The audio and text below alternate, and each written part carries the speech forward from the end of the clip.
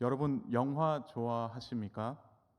저는 영화를 참 좋아하는데요. 이 재미도 있고 또 스트레스를 풀기 위해 영화를 보기도 합니다.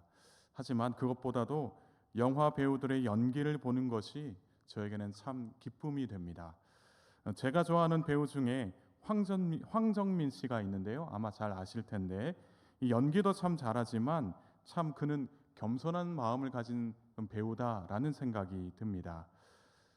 그분이 너는 내 운명이라는 영화를 찍고 나서 영화제에서 나무주연상을 받았습니다. 그 상을 받으면서 했던 수상 소감이 참 많은 사람들에게 감동을 주었습니다. 이런 소감이었죠. 저는 사람들에게 저를 소개할 때 보잘것없는 사람이라고 소개합니다. 60여 명의 스태프들이 차려놓은 밥상에서 저는 그저 맛있게 먹기만 하면 되기 때문입니다. 그런데 저만 스포트라이트를 받아서 죄송합니다. 저는 그저 받은 이 트로피의 작은 조각만 떼어가면 좋을 것 같습니다. 이런 겸손함을 가지고 이 소감을 했던 그런 장면을 본 적이 있습니다. 최근에 이 황정민 씨가 모 프로그램에 나와서 수상했던 이 시절에 밥상에 숟가락만 얹은 것 같다라는 그 말이 화제가 되었는데 지금도 그렇게 생각하는가라는 질문을 받았습니다. 그러자 그는 지금도 그때와 똑같은 마음이라고 대답을 한 적이 있습니다. 이 연기에 대한 그의 열정도 굉장히 존경받을 만하지만 저는 그의 겸손함이 그의 연기 생활에 큰 힘이 되지 않았나라는 생각을 가지게 됩니다. 겸손하게 사는 것이 이 세상 속에서는 다른 사람들보다 뒤처지는 삶의 방식 같고 또 어리석게 느껴지지만 이것이 바로 하나님이 우리에게 요구하시는 삶이다라는 것이죠. 하나님께서 우리에게 요구하시는 삶이 바로 겸손한 삶이다라는 것입니다. 그래서 우리는 탐욕과 무질서로 이 남의 것을 빼앗는 것이 아무렇지도 않은 이 세상 속에서 하나님의 뜻을 따라 겸손하게 살아야겠습니다. 그래서 오늘 우리 설교 제목이 무엇입니까? 모든 영광은 하나님께입니다. 그래서 삶의 모든 영광을 하나님께 올려드리며 사는 것이 바로 그리스도인의 삶이다라는 것입니다. 오늘 본문에서 바울과 바나바가 등장합니다. 이 바울과 바나바는 루스트라라는 지역에서 복음을 전하게 됩니다. 그 지역에서 영광을 받을 만한 기적을 일으키는데요. 그래서 사람들이 이 두 사도를 신이라고 여기면서 신처럼 섬기려고 합니다. 8절의 말씀을 제가 읽겠습니다. 루스트라에 발을 쓰지 못하는 한 사람이 앉아 있는데 나면서 걷지 못하게 되어 걸어본 적이 없는 자라.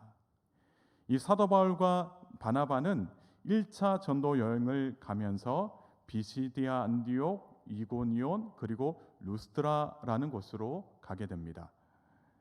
이 사도 바울이 이 전도 여행을 할 때는 꼭 동역자와 함께 했는데 오늘 본문에서 바로 사도 바울의 동역자가 바로 바나바입니다. 그와 함께 이고니온에 있는 이 유대인 회당에서 복음을 전했는데 그곳에서 복음을 들은 유대인들과 헬라인들이 많은 회심을 경험하게 됩니다. 그런데 이를 시기하던 유대인의 무리들이 다른 이방인들을 선동해서 바울과 바나바를 돌로 치려고 달려들게 됩니다. 이를 알고서 바울과 바나바가 이고니온을 떠나 이 다른 곳으로 가게 되는데 그곳이 바로 루스트라라는 곳입니다.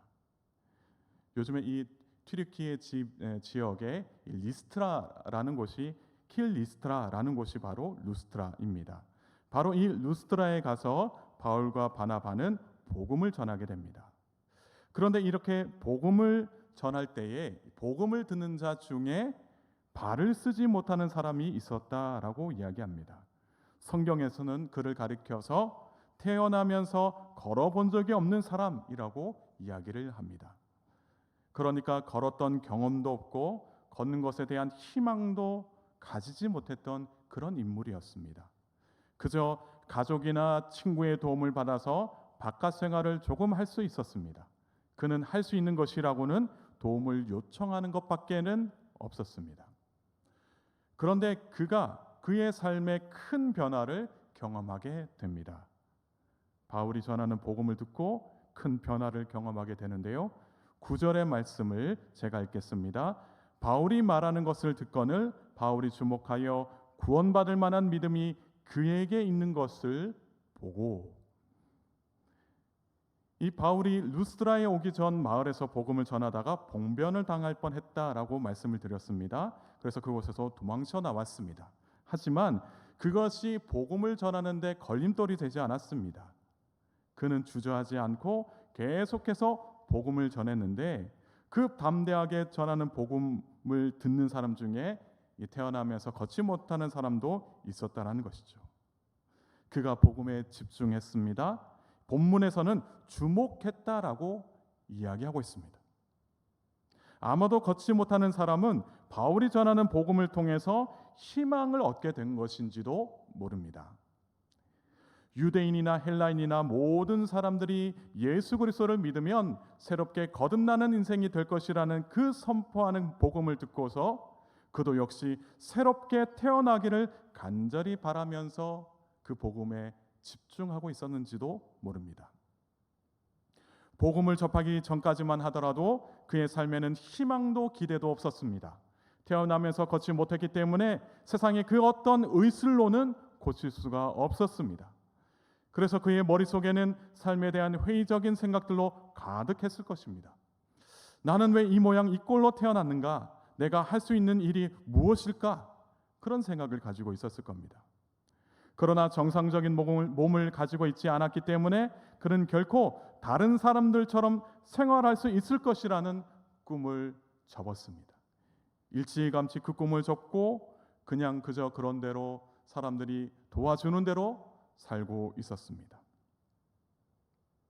그런데 이 복음을 듣고 나서 그의 마음에 점점 변화가 일어났습니다. 다른 사람들처럼 살 수 있을 것이라는 기대와 희망이 없던 그가 그 자리에서 복음의 능력을 경험하고 있었습니다. 복음의 능력은 아무런 희망 없는 사람의 그 마음, 그 삶을 변화시킨다라는 것이죠. 삶에 대한 회의적인 생각들로 가득했던 그의 머릿속에는 예수님을 통해 거듭난 삶을 살고 싶다는 생각으로 점점 바뀌게 되었습니다. 복음에 대한 능력을 체험하면서 바울을 주목하고 있었습니다. 복음의 능력으로 살면 어떠한 삶이 될까? 복음의 능력으로 살면 나 같은 자도 복음을 전한 삶이 될 수 있을까? 라는 생각을 했다는 것입니다. 그러면서 바울이 전하는 그 복음에 주목하고 있었습니다. 그때에 바울도 그를 주목하고 있었습니다. 놀라운 순간입니다. 복음에 집중하던 그를 바울도 주목하고 있었다는 것입니다. 바울은 복음을 전하면서 그 사람의 변화를 직감하게 되었습니다. 그 마음에 변화가 일어나는구나, 그의 삶에 큰 변화가 일어나겠구나 라는 생각을 하게 되었다라는 것입니다. 이것이 바로 영적으로 교감하는 것입니다. 영적으로 교감한다라는 것이죠. 그의 삶에 변화가 일어날 것을 확신하는 순간, 그가 구원받을 만한 이 믿음이 있음을 확신하는 순간 바울은 큰 소리로 외치게 됩니다. 내 발로 바로 일어서라. 내 발로 바로 일어서라. 놀라운 선포의 말씀입니다. 다리가 완전히 마비가 되어 도무지 펼 수 없는 사람에게는 바울의 명령은 정말 어이가 없는 명령이었습니다.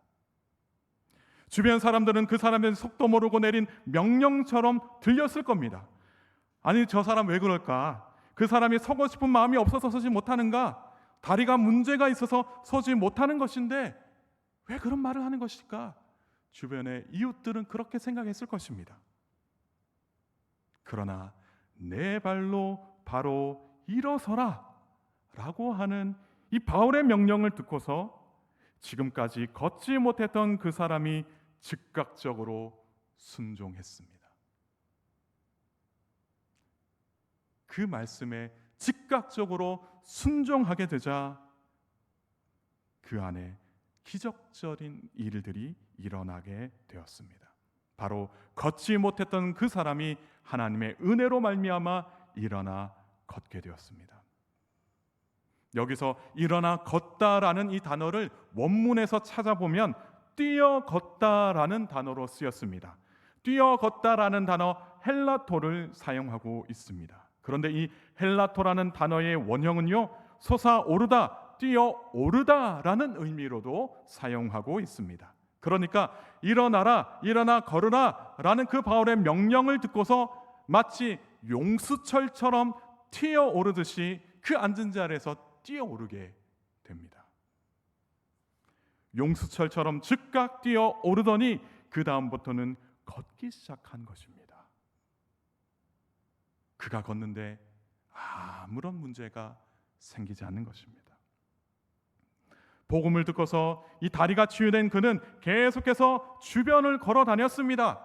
사람들은 일시적인 일이겠다, 속임수가 아닐까 하는 생각을 하게 됐는데, 그러나 계속 걷게 되는 그를 보면서 이것이 일시적인 일이 아니구나, 속임수가 아니구나라는 것을 깨닫게 되었습니다.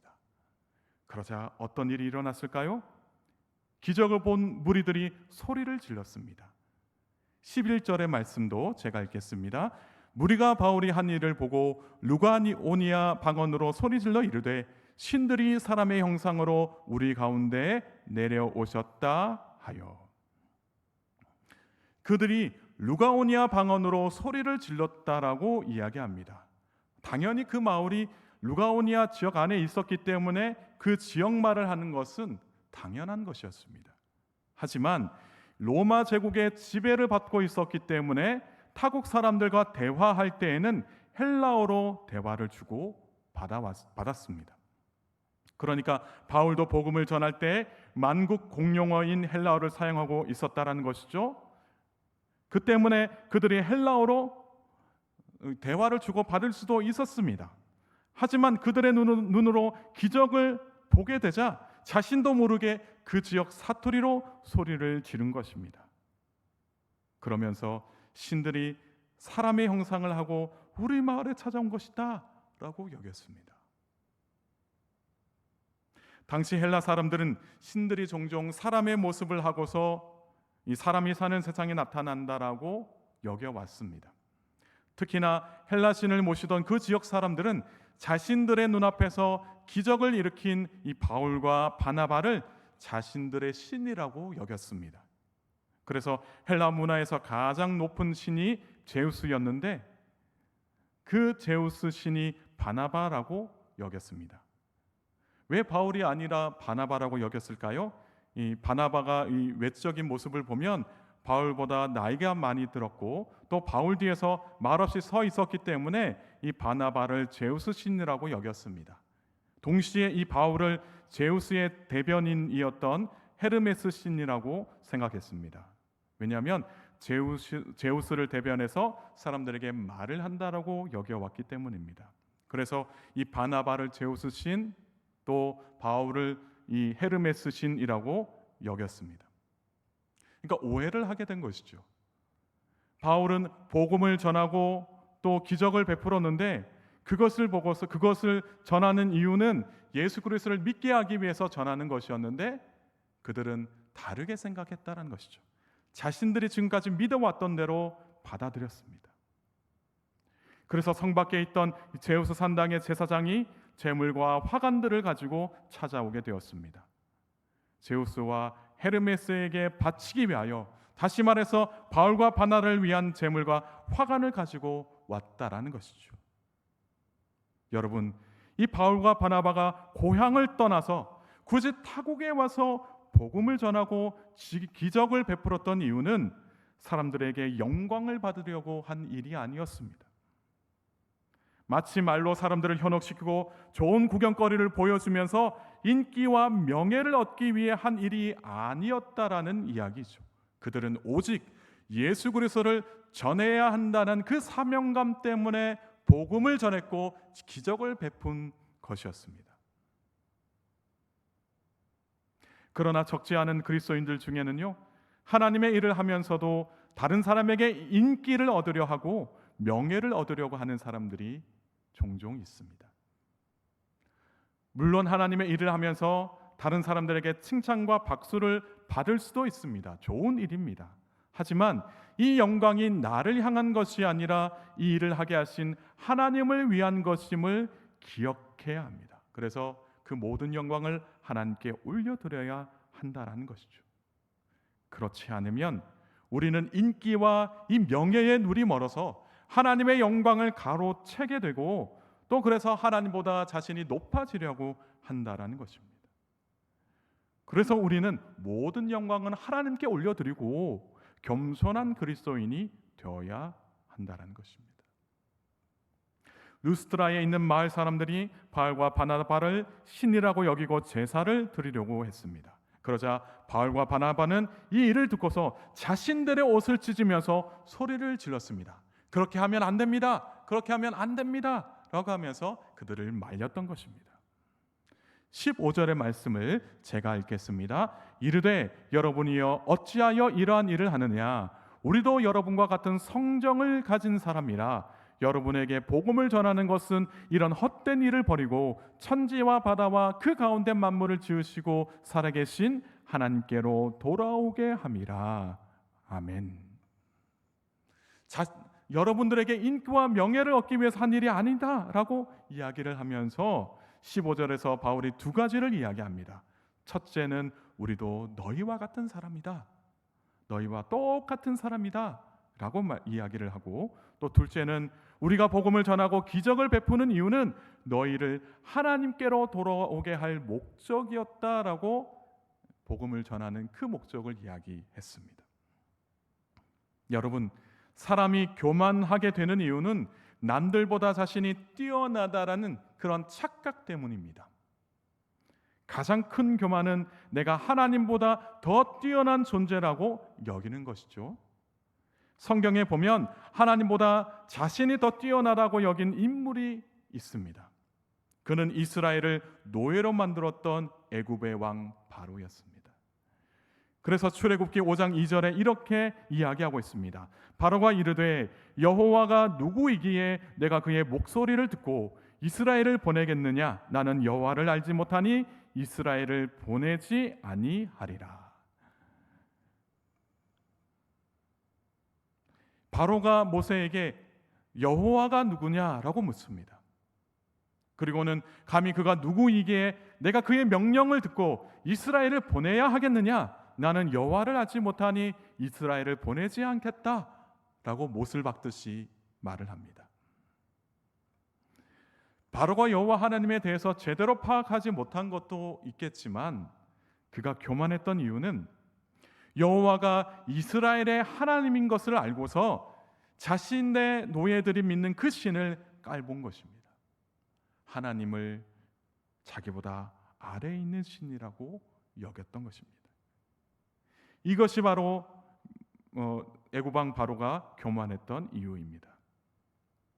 다른 신들보다 자신이 더 위대한 신이라고 여겼습니다. 그래서 여호와 하나님이 어떤 신이기에 감히 신들 중에 가장 높은 자신에게 명령을 내리느냐? 라고 이야기하면서 이스라엘을 보내지 않았다라는 것이죠. 그는 자신이 신이다라는 착각 속에 살았습니다. 인간은 하나님의 피조물인 것을 그가 인정하지 않았다라는 것이죠. 모든 인간이 다 하나님의 피조물인 것을 기억해야만 겸손할 수가 있습니다. 창조주이신 하나님보다 더 높을 수 없고 하나님과 동등한 자리에서 영광을 받아서는 안 되는 피조물이다라는 것을 기억해야지만 교만하지 않게 된다라는 것이죠. 여러분, 이단 사이비를 보면 자신은 하나님과 동등한 위치에서 사람들에게 영광을 받아야 한다라고 여기는 그러한 교주들이 있습니다. 이들은 사람에게 없는 큰 능력이 있어서 그것이 아니라 교만해서입니다. 다른 사람들보다 더 지혜가 있어서, 다른 사람들보다 더 능력이 있어서 그들이 그렇게 교만한 것, 그렇게 이단 사이비의 교주가 된 것이 아니라 교만해서 그들이 교주가 된 것입니다. 하나님과 같을 수 있고 사람들에게 영광을 받을 만한 능력이 있다고 착각 속에 빠져 있기 때문에 그들이 그 자리에 올라와 있다는 것이죠. 그들의 교만함이 그들에게 있어서 그들이 그 자리에 오른 것이다 라는 것이죠. 사람은 다른 사람에게 인기와 명예를 얻게 되면 이와 같이 잘못된 길에 들어서게 됩니다. 나는 하나님의 피조물이다, 하나님은 우리의 창조주이시다 라는 것을 잊고, 하나님의 은혜를 잊고 하나님과 같아지려고 하면 이렇게 교만하게 되고 하나님으로부터 영광을 가로채려고 한다라는 것입니다. 그렇기 때문에 우리는 늘 살면서 우리가 하나님의 피조물이라는 것을 잊어서는 안 될 것입니다. 우리 스스로가 하나님이 창조하신 피조물임을 기억할 때 하나님 앞에서 겸손하게 되고 남들에게도 겸손할 수 있는 그리스도인이 된다라는 것입니다. 또한 하나님께서 우리를 통해 세상에 복음을 전파하시고 기적을 베푸시는 이유는 세상 사람들을 하나님께로 인도하기 위해서였습니다. 그런데 우리가 하나님의 영광을 가로채면 세상 사람들이 하나님이 아닌 우리에게 몰려들 것입니다. 복음을 전할 때도 마찬가지입니다. 복음을 듣고서 이웃들이 하나님께로 나오는 것은 우리의 능력 때문이 아니라 그들을 향하신 하나님의 구원 계획 때문입니다. 하지만 우리가 복음을 전하면서 가장 쉽게 실수할 수 있는 것은 내가 복음을 잘 전했기 때문에, 내가 잘났기 때문에, 내가 인기가 많기 때문에 복음을 전하면 그들을 데리고 나올 수 있는 것이다 라고 착각한다라는 것입니다. 그래서 하나님께 영광을 올리기보다는 그 영광을 가로채면서 그것을 나의 영광으로 삼는 그런 실수를 범하는 그런 일들을 우리가 할 때도 있습니다. 마찬가지로 기적을 베풀 때도 그렇습니다. 세상에는 하나님의 도움을 필요로 하는 사람들이 많이 있습니다. 우리가 그들을 위해 기도하고 또 여러 방면으로 도움을 줄 때 문제가 해결되고 삶의 회복을 경험하게 되는 그런 기적 같은 일들이 일어나게 됩니다.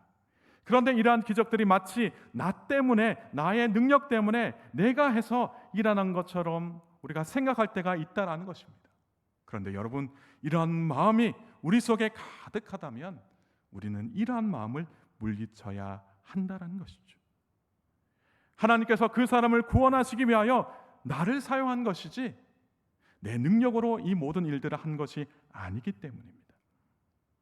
그래서 우리는 하나님의 일을 하면서 이거 내 능력으로 된 일이니까 다른 사람들로부터 내가 영광을 받는 것이 당연한 일이야 라는 그 마음을 물리쳐야 한다라는 것입니다. 오히려 이것을 마치 뱀이 하와를 유혹하기 위해 했던 그 말과 같이 이 사탄이 우리를 속이려고 한 그 말이라는 것을 기억하고 우리는 우리의 마음속에서 이 모든 유혹들을 물리쳐야 할 것입니다. 결코 우리는 하나님이 아닙니다. 우리는 사람이기 때문에 하나님의 영광을 감당할 수가 없습니다. 하나님의 영광을 가로채면 우리의 삶이 버거울 뿐입니다. 하나님의 영광이 가장 잘 드러난 그때가 그곳이 바로 십자가였습니다. 십자가를 짊어지시고 골고다 언덕에 올라가 십자가에 달려 돌아가신 예수님이야말로 하나님의 영광을 드러낸 참된 인간이자 하나님의 아들이었습니다. 예수님 밖에는 그 누구도 하나님의 영광을 감당할 자가 없습니다. 우리는 지극히 작은 일로 인해 그 받은 영광이라 할지라도 하나님께 올려드릴 줄 아는 그리스도인이 되어야 합니다. 그렇게 우리가 모든 영광을 하나님께 올려드릴 때 영광 받으시는 하나님의 은혜 안에서 우리는 겸손한 그리스도인으로 복을 누리며 살게 될 줄 믿습니다. 교만한 자는 그가 가지고 있던 능력도 빼앗기게 되지만 겸손한 그리스도인들에게는 하나님께서 복음에 합당한 능력을 풍성하게 허락해 주실 줄 믿습니다. 하나님의 영광을 빼앗아 자기 영광으로 삼는 자들은 영생의 기쁨을 누리지 못하게 되겠지만 지극히 작은 영광이라 할지라도 이것이 하나님의 것임을 알고서 모든 영광을 하나님께 올려드리는 그런 겸손한 그리스도인들에게는 하나님께서 그와 함께 하시고 풍성한 은혜를 내려주실 줄 믿습니다. 모든 영광을 하나님께 올려드리는 겸손한 그리스도인으로 사는 저와 여러분 모두가 되기를 주님의 이름으로 축복합니다. 함께 기도하시겠습니다.